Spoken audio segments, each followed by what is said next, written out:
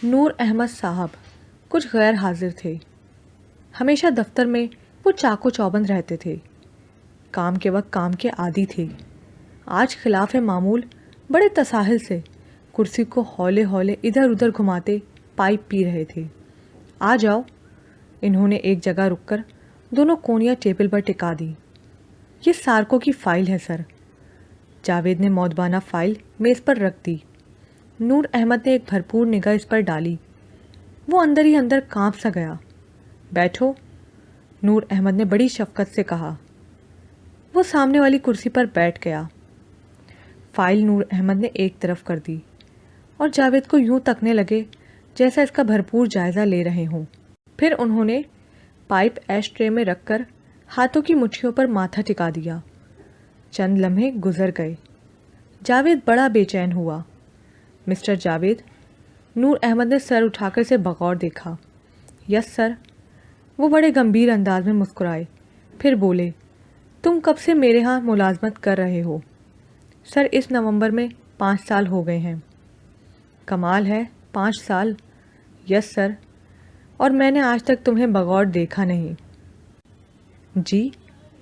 نورینہ نے اس رات غلط نہیں کہا؟ تم تو لگتا ہے اسلم کے بھائی ہو۔ بالکل ویسی شکل و صورت، قد، جسم، حتیٰ کہ دیکھنے اور باتیں کرنے کا انداز بھی وہی ہے۔ حیرت کی بات ہے سر، میں نے اسلم صاحب کو کبھی دیکھا نہ ان سے کوئی رشتہ داری ہے۔ ویسے ناک نقشہ تو اس سے کچھ فرق ہے، لیکن مشابہت بہت زیادہ ہے۔ ہوگی، تم شاید میری بیٹی کے ساتھ ہونے والی ٹریجڈی سے آگاہ نہیں ہو۔ وہ مستربانہ انہیں دیکھ کر بولا، کچھ سنا ضرور ہے۔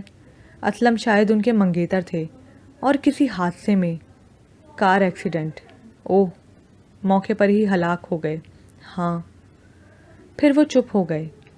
چند لمحوں بعد جاوید اٹھتے ہوئے بولا، میں جا سکتا ہوں سر؟ ہوں۔ وہ اٹھ کر آفس سے باہر آ گیا۔ نورینہ کی ممی اور ڈیڈی لابی میں بیٹھے تھے۔ ممی سویٹر بن رہی تھیں۔ سوشل ویلفیئر کی طرف سے مینا بازار لگ رہا تھا، اس میں یہ سویٹر انہوں نے دینا تھا۔ وہ خاصی مشہور اور مقبول سوشل ورکر تھیں۔ بیٹی کی پریشانیوں سے فرار کا حل انہوں نے یہی ڈھونڈا تھا۔ عام بیگمات کی طرح وہ صرف تصویریں اتروانے اور اخباری بیان دینے کی غرض سے یہ کام نہ کرتی تھیں۔ اپنی سوچوں اور تفکرات سے نجات پانے کے لیے انہوں نے یہ طریقہ اختیار کیا تھا۔ نور احمد صاحب کا وقت بھی کاروبار میں گزرتا تھا، لیکن آئے دن نئی سے نئی آفتات پڑ جاتی تو دونوں کا حوصلہ جواب دینے لگتا۔ نورینہ اسی دن سے گمسم تھی، گو حواس میں تھی پھر بھی بدحواس لگتی تھی۔ ہم کیا کر سکتے ہیں؟ نور احمد نے بیچارگی سے بیوی کی طرف دیکھا۔ دونوں کافی دیر سے حالات کا جائزہ لے رہے تھے۔ میں تو کہتی ہوں، کیا؟ رک کیوں گئیں؟ بھئی اس آدمی کا اتا پتہ معلوم کرو۔ وہ میرے دفتر کا اکاؤنٹس کلرک ہے۔ کیا ہوا؟ پڑھا لکھا تو کچھ نہ کچھ ہوگا، BA ہے۔ پھر کیا سوچتے ہو؟ سوچنے کی بات تو ہے ہی، سوچنے کی بے شک ہے، لیکن دیر کرنے کی نہیں۔ آپ نورینہ کی حالت نہیں دیکھ رہے؟ دیکھ رہا ہوں۔ اچھی بھلی ہو گئی تھی، ہر کام میں دلچسپی لینے لگی تھی، بس اسی دن سے پھر ڈوبتی جا رہی ہے۔ مجھے تو ہول آتا ہے اسے دیکھ دیکھ کر۔ گھر سے بھی نکلنا چھوڑ دیا ہے، کسی سہیلی کے ہاں بھی نہیں جاتی، میری دوستوں سے نہیں ملتی، اپنے کمرے میں بستر پر اوندھی پڑی سوچوں میں گم رہتی ہے۔ تم نے اس سے کبھی پوچھا کہ ایسا کیوں کرتی ہے؟ ہاں، پوچھ کر اسے اور مضطرب کروں؟ پھر بھی میرے خیال میں اسے اس آدمی سے ملنے جلنے دینا چاہیے۔ ہو سکتا ہے وہ اسلم کو اس میں تلاش کر لے، اور یہ بھی ممکن ہے کہ اس سے ملنے جلنے پر پوری طرح احساس ہو جائے کہ یہ آدمی اسلم نہیں ہے۔ بات تو ٹھیک ہے، میں ڈاکٹر آفندی کے پاس گئی تھی۔ اوہ اچھا، اسی لیے یہ نفسیاتی علاج تجویز کر رہی ہو؟ انہوں نے یہی کہا ہے۔ ٹھیک ہے، میں کل جاوید سے بات کروں گا۔ بات کیا کرنی ہے؟ اسے کل شام چائے پر مدعو کریں۔ یہ بھی ٹھیک ہے۔ نور احمد نے ایک گہری سانس چھوڑی۔ کچھ دیر وہ کرسی پر پڑے رہے، پھر وال کلاک پر نظر ڈالی۔ ٹھیک 5 بجے انہیں ایک میٹنگ میں جانا تھا۔ وہ اٹھ کھڑے ہوئے۔ نورینا کی ممی نے بھی سلائیاں رکھ دیں۔ دونوں بیٹے کالج سے آ گئے تھے۔ نوید FSC میڈیکل کر رہا تھا اور سعید نے اسی سال کالج میں داخلہ لیا تھا۔ Hello baby. اوہو، مجھے بیبی نہ کہا کریں ابو۔ تو کیا کہا کروں اپنے بیبو کو؟ سعدیہ بانو ابو جی۔ اوہو، ہم تو اتنا خراب سا نام نہیں پکار سکتے، ہم تو بیبی ہی کہیں گے۔ میں روٹھ جاؤں گی، پھر مانوں گی بھی نہیں۔ نہ ایسا مت کرنا سعدیہ بانو جی، آپ روٹھیں تو ہم بے موت مر جائیں گے۔ ہائے اللہ نہ کرے۔ باپ بیٹی کی چہلیں سن کر فاخرہ جلدی سے بولی۔ آج یہ مختصر سی فیملی بے حد خوش تھی۔ صبح صبح ہی جاوید کو فاخرہ نے مرشدانہ جان فضا سنایا تھا۔ اس کی طبیعت کئی دنوں سے خراب رہتی تھی، روز ہی صبح صبح دل متلاتا ہے، اور فاخرہ نے ایک حجاب آلود مسکراہٹ اس پر ڈالی تو وہ کچھ سمجھ گیا۔ فاخرہ کو دونوں بازوؤں سے تھام لیا۔ سچ؟ فاخرہ نے ادائے دلربی سے سر اشبات میں ہلایا۔ اسے کتنی شرم آ رہی تھی۔ بیٹی کہ بیٹا؟ فرط مسرت سے جھولتے ہوئے اس نے فاخرہ کو اپنے سینے میں سمو لینے کی کوشش کی تھی۔ پھر بیبی اندر آ گئی تو اس نے اسے اٹھا کر ہوا میں 2-3 بار اچھالتے ہوئے کہا، بیبو، بہن لوگی یا بھائی کہاں ہے؟ آ جائے گا۔ کب ابو؟ یہی کوئی 8 مہینے بعد۔ کہاں سے آئے گا؟ بس کرو بیبی، کیا باتیں کیے جا رہی ہو؟ اسے مت کہو جی کچھ۔ آپ کی اور آپ کے صاحبزادے کی اہمیت اپنی جگہ اور ہماری بیبی کی اپنی جگہ۔ اس پیارے پیارے گولے مٹولے سے تو کوئی نہیں مل سکے گا۔ فاخرہ ہنس پڑی۔ صاحبزادہ؟ اس نے زیر لب دہرایا۔ فکر نہ کرو، صاحبزادہ ہی آئے گا۔ ہوں۔ وہ شان تفاخر سے مسکرا رہی تھی۔ اور اب جاوید دفتر سے آیا تو خوشی سے سائیکل ڈیڑھی میں ہی دیوار کے ساتھ گراتے ہوئے فاخرہ کو خوشخبری سنائی۔ میں سپروائزر ہو گیا ہوں فاخرہ، میری تنخواہ 200 روپے بڑھ گئی ہے۔ اللہ! فرط مسرت سے فاخرہ کا چہرہ چمک اٹھا۔ جاوید نے لڈوؤں کا 2 سیر کا ڈبہ بیوی کو دیتے ہوئے کہا، میں مٹھائی ساتھ ہی لے آیا، پتہ تھا یہ خبر سنتے ہی بازار دوڑاؤ گی۔ وہ مسکرا کر جاوید کو تکنے لگی۔ یہ ہمارے صاحبزادے کی قسمت جاگی ہے فاخرہ جانی۔ اس نے بیوی کے کان میں سرگوشی کی۔ اس نے یوں ہی اسبات میں سر ہلا دیا اور لڈوؤں کا ڈبہ میز پر رکھ کر تھال لینے باورچی خانے میں چلی گئی۔ جاوید بیبی سے کھیلنے لگا۔ بیبی 4 سال کی ہو رہی تھی، بے حد باتونی تھی۔ اس کی پیاری پیاری باتیں سن کر ماں باپ دونوں ہی نہال ہوتے تھے۔ فاخرہ تھال لا کر اس میں لڈو رکھنے لگی۔ محلے میں 8-10 گھر تھے، سب کچھ انہی کے طرح کے لوگ تھے۔ ایک آدھ گھر ہی طبقاتی لحاظ سے ان سے الگ ہوگا، ورنہ سبھی مہنگائی کے اس زمانے میں آٹے دال کے چکروں میں سرگردہ نظر آتے تھے۔ محلے میں چھوٹی چھوٹی خوشیاں اور چھوٹے چھوٹے دکھوں کی سانجھ تھی۔ کسی کے گھر میں کوئی خوشی کا لمحہ سرسراتا تو بازار سے بوندی کے چھوٹے چھوٹے لڈو آ جاتے۔ 3 یا 4 لڈو فی گھر کے حساب سے تقسیم کرنے والا یہ سمجھتا کہ اس نے خوشی کے سرسراتے لمحے کا اعلان کر دیا ہے۔ جاوید کے ہاں تو آج خوشیاں بٹنا تھیں، 2 خوشیاں تھیں۔ فاخرہ 3 فی گھرانے کے حساب سے لڈو رکھنے لگی تو پلنگ پر بیٹھا جاوید شوخی سے بولا، کل 3 لڈو؟ تو اور 2 خوشیاں اور 3 لڈو؟ 2؟ ہاں میری جان، 2۔ جاوید نے اپنی خوبصورت آنکھوں کو شوخی سے گھما کر اس کے پیٹ کی طرف اشارہ کیا تو وہ سرخ ہو گئی۔ چمکتی آنکھوں سے اسے گھورا اور پھر اس نے 3 کی جگہ 5 لڈو رکھ دیے۔ جاوید نے ایک لڈو اٹھا کر آدھا بیٹی کے منہ میں ڈالا، آدھا خود کھا لیا۔ آہا! بچی مزے سے لڈو کھانے لگی۔ 3 مہینے کا ایریئر بھی ملے گا۔ جاوید نے بیبی کو پھر اچھالا۔ اچھا جی، پہلے بتایا ہی نہیں، فاخرہ بولی۔ تم سے کیا چھپا رکھا ہے بھلی لوگ، جو کچھ میرا ہے وہ تمہارا، ہماری تو جان بھی اپنی نہیں، جسم، روح، دل و دماغ سب تمہارا ہے۔ فاخرہ مسرت و تفاخر کی بلندیوں کو چھونے لگی، چہرہ چمک اٹھا اور آنکھوں میں عقیدت و محبت کی لاتماہی سلسلے پھیل گئے۔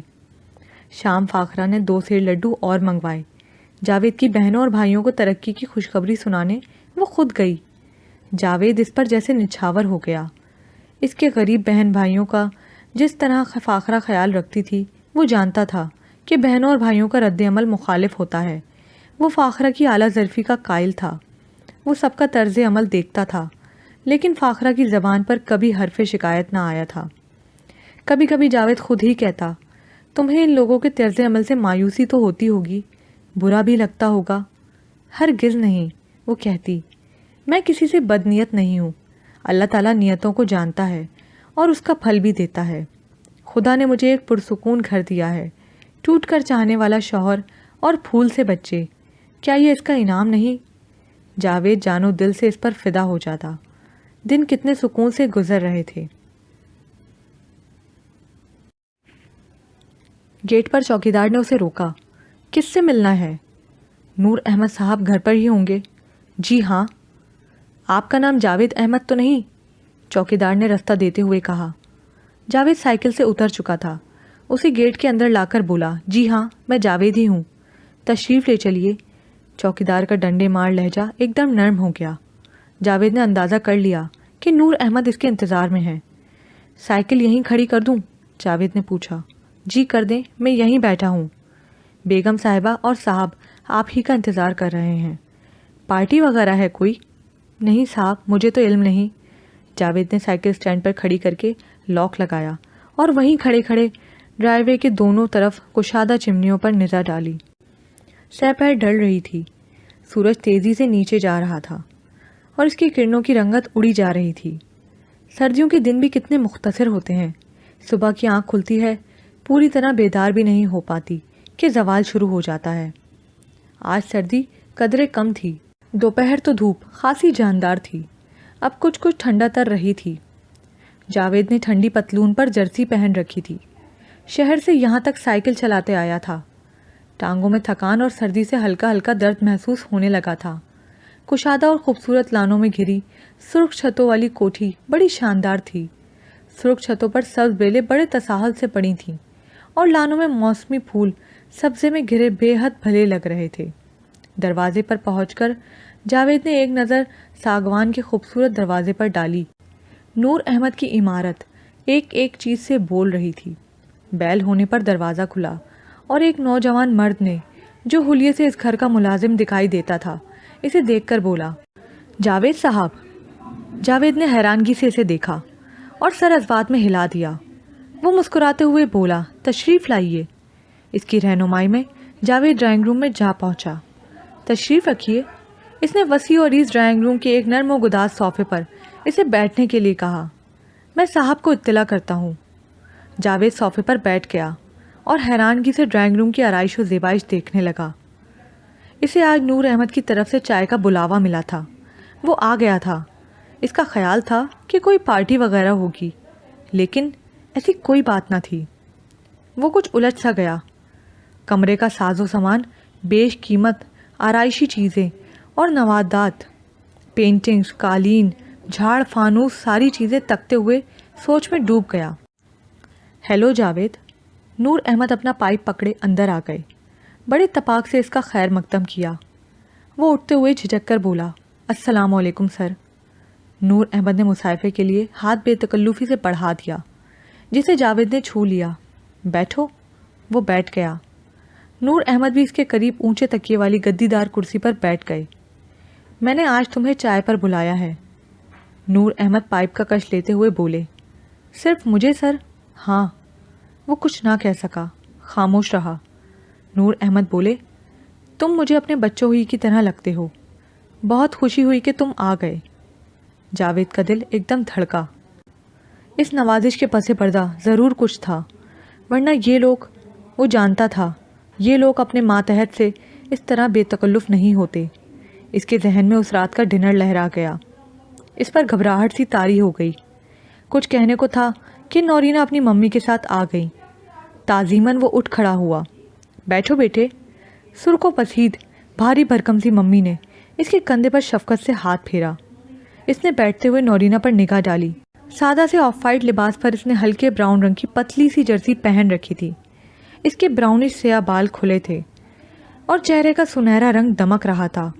اس کی گہری اور بڑی بڑی آنکھوں میں خوشی کے سائے لہرا رہے تھے۔ اس کا جسم متناسب اور قد بڑا موزوں تھا۔ ہاتھ اور پاؤں بھی بڑے خوبصورت تھے۔ ناخنوں پر براؤنش شیڈ کی نیل پالش لگی تھی۔ براؤن بکل لیس سینڈل میں جکڑے اس کے سنہری پاؤں اور نیل شدہ ناخن بڑے خوبصورت لگ رہے تھے۔ وہ اس کے حسن جان سوز سے کچھ مروب سا ہو گیا۔ جانے وہ اتنی حسین تھی بھی یا نہیں، لیکن وہ اس وقت خاصی حسین لگ رہی تھی۔ ممی نے آتے ہی بے تکلفی سے باتیں شروع کر دیں۔ نورینا صرف حیرت و اشتیاق سے اسے تک رہی تھی۔ جب ممی تعارف اور اچھی خاصی کیس ہسٹری بیان کر چکی تو نورینا نے صرف اسی قدر کہا، ہو بہو اسلم کی طرح ہیں۔ اسلم کو بھول جاؤ بیٹے، یہ جاوید ہیں، یہ بہت اچھے اور مخلص انسان ہیں، ان سے مل کر تمہیں خوشی ہوگی۔ ہاں ہاں ڈیڈی، میں انہیں دیکھ کر ہی خوش ہو گئی ہوں، خدا کرے ان کی عادتیں بھی اسلم جیسی ہوں۔ پھر اسلم، وہ کھلکھلا کر ہنس پڑی۔ ممی نے متفکرانہ انداز میں اسے دیکھا۔ جاوید نقرے گھنٹیوں کی آواز میں گم ہو گیا۔ وہ ہنسی پر قابو پاتے ہوئے بولی، ڈیڈی، میرے ہنسنے سے بھی آپ فکر مند ہو جاتے ہیں، رونے سے بھی۔ ہنسوں بھی نہیں پھر کیا کروں، باتیں کرو۔ جاوید تو بول ہی نہیں رہے، تم باتیں کرو، وہ جواب دیں گے۔ ٹھیک ہے، وہ مسکرا رہی تھی۔ ممی چائے کے لیے اٹھ گئیں۔ نور احمد ٹائم کی ورق گردانی کرنے لگے۔ نورینا پہلے جھجکتے ہوئے جاوید سے مخاطب ہوئی، لیکن جلد ہی بے تکلفی سے باتیں کرنے لگی۔ جاوید ہوں ہاں اور کبھی مختصر الفاظ میں اس کی باتوں کا جواب دینے لگا۔ چائے کی ٹرالی آئی تو ممی بھی آ گئیں۔ چائے کے لیے خاصا اہتمام کیا گیا تھا اور ممی تو جیسے صدقے واری ہوئی جا رہی تھیں۔ بیٹی کے چہرے پر کھلنے والی مسرتوں کے پھول وہ ہر قیمت پر خریدنا چاہتی تھیں۔ چائے کے بعد ممی ڈیڈی دونوں اٹھ گئے۔ جاوید پر گھبراہٹ مسلط ہو گئی، جسے نورینا نے بھانپ لیا۔ وہ مسکرائی، آپ بہت شائع ہیں۔ جی، وہ ہکلا گیا۔ اسلم ایسا نہیں تھا، بڑا باتونی تھا، کبھی کبھی میں اس کی باتوں سے اکتا بھی جاتی تھی۔ ہوں، آپ باتونی نہیں ہیں، یہ اچھی بات ہے، مجھے پسند ہے۔ جاوید نے گھبرا کر اس کی طرف دیکھا۔ وہ مسکرا دی۔ ملازم ٹرالی واپس لے گیا۔ جاوید چند لمحے کھویا کھویا بیٹھا رہا۔ اسے نورینا کی نگاہیں اپنے چہرے پر محسوس ہو رہی تھیں۔ آئیں باہر چلتے ہیں، نورینا بولی۔ کہاں؟ لان میں؟ باہر ٹھنڈ ہوگی۔ ہاں ہوگی ضرور، لیکن موسم بڑا خوبصورت ہے۔ وہ چند لمحے چپ رہا، پھر بولا، اب اجازت چاہوں گا۔ کیوں؟ بے ساختہ نورینا نے کہا، کافی دیر ہو گئی ہے، گھر جانا ہے۔ وہ ہنس پڑی، پھر بولی، آپ تو لڑکیوں کی طرح ڈر رہے ہیں۔ وہ چپ رہا۔ آپ کو میوزک کا شوق ہے؟ کچھ لمحے توقف کرنے کے بعد نورینا نے پوچھا۔ جی کچھ ہے تو، کچھ سننا پسند کریں گے؟ اس نے صرف نورینا کو دیکھا۔ نورینا اٹھی اور ایک کونے کی خوبصورت سی میز پر رکھے شاندار ڈیک کی طرف بڑھی۔ جاوید بے چینی سی محسوس کر رہا تھا۔ ایک نوجوان لڑکی سے اس طرح گھل مل کر بیٹھنا اور باتیں کرنا اس نے کب سیکھا تھا؟ اس کے ماحول میں تو بیوی سے بھی سب کے سامنے بے تکلفی نہ برتی جا سکتی تھی۔ نورینا نے ڈیک پر ایک انگریزی گانے کی دھن لگا دی اور پھر اپنی جگہ پر آ بیٹھی اور جاوید کے چہرے کو بغور دیکھنے لگی۔ شاید وہ اسلم کے تاثرات اس کے چہرے میں ڈھونڈ رہی تھی۔ جاوید نے پھر بے چینی سی محسوس کی۔ کمرے میں انگلش میوزک کا زیر و بم گونج رہا تھا، جس کی لے پر نورینا ہولے ہولے پاؤں ہلا رہی تھی۔ ویسے آپ کو کون سا میوزک پسند ہے؟ نورینا نے پوچھا۔ جاوید نے کہا، مشرقی۔ اوہ، نورینا بولی، پہلے بتا دیتے، بہت اچھی کیسٹیں ہیں۔ وہ پھر اٹھ کر ڈیک کی طرف گئی۔ چند لمحوں بعد کمرے میں ستار پر راگ بہاری کی خوبصورت آواز لہرا رہی تھی۔ جاوید کی رگے شوق پھڑک اٹھی اور وہ پوری دلچسپی سے ستار کا کیسٹ سننے لگی۔ نورینا بار بار اسے تک رہی تھی۔ اس تکنے میں نگاہوں کی گرم جوشی شامل تھی، جس سے جاوید گھبرا جاتا تھا۔ کچھ دیر دونوں کیسٹ سنتے رہے۔ نورینا بولی، میوزک میں بھی آپ کا ٹیسٹ اسلم سے مختلف ہے، وہ تو ڈسکو میوزک کا دیوانہ تھا۔ جاوید نے نگاہ بھر کر اسے دیکھا۔ وہ پھول کی طرح کھل گئی، مسکرا کر بولی، ڈسکو مجھے قطعاً پسند نہیں، لیکن اسلم کی خاطر اب اجازت دیجیے۔ جاوید اٹھ کھڑا ہوا۔ وہ نورینا کی بات ادھوری چھوڑ کر کھڑا ہو گیا۔ نورینا بھی اٹھ کھڑی ہوئی۔ پھر کب آئیں گے؟ نورینا بولی۔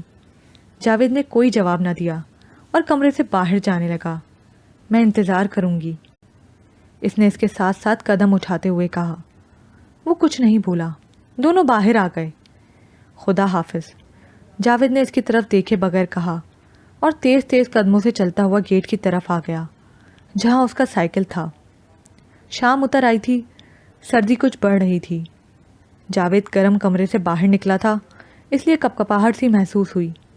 سائیکل کا تالا کھولتے ہوئے اس نے زردیدہ نظروں سے دیکھا۔ پورچ میں نورینا کھڑی اسے ہی تک رہی تھی۔ جاوید کو اس نے ہاتھ ہلایا، جواباً اسے بھی ہاتھ ہلانا پڑا۔ وہ سائیکل گھسیٹ کر گیٹ سے باہر آ گیا۔ اتنی بڑی کوٹھی سے پرانی سائیکل پر بیٹھ کر جاتے ہوئے اسے کچھ عجیب سا لگا۔